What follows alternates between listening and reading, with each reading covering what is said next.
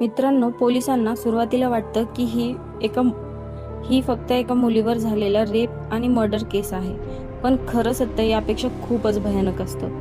स्टोरीमध्ये दाखवले एक जर्नलिस्ट मुलगी जी आपले जॉब सोडून एका कपल सोबत नवीन काम सुरू करणार असते. दुसऱ्याच दिवशी तिला समजतं की ज्या कपल सोबत ती काम करणार असते त्या कपलचा खून झाला आहे.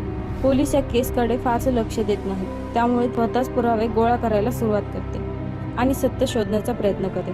पण जसं जसं ती सत्याच्या जवळ पोहोचते तसं अनेक धक्कादायक सिक्रेट्स समोर येऊन लागतात, जे तुम्हाला विचार करायला भाग पाडतील. तिला कळतं की या मर्डर मागे एक प्रॉपर प्लॅनिंग आहे आणि हे काम एका सिरियल किलरचं आहे, जो याआधी अनेक मुलींचे खून करून गेला आहे. पण तो प्रत्येक मर्डर नंतर एक पुरावा तिथे सोडून जातो. पण तो असं का करतो, त्यामागचं खरं कारण काय हे जाणून घेण्यासाठी तुम्हाला मूवी पाहावी लागेल.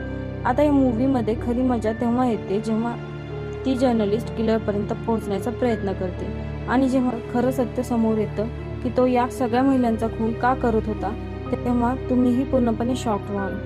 मूवीमध्ये सस्पेन्स, सायकोलॉजिकल ट्रॉमा आणि सिरियल किलर इन्व्हेस्टिगेशन जबरदस्त दाखवले.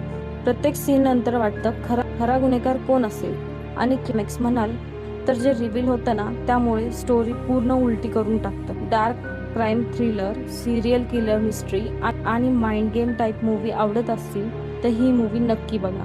लिंक बायोमध्ये आहे आणि डायरेक्ट लिंक पाहिजे असेल तर ही रील मला शेअर करा. या मूवीचे नाव आणि बाकी डिटेल्स मी कमेंटमध्ये पिन केले आहे. So go and check. भेटूत नेक्स्ट व्हिडिओमध्ये. थँक्यू.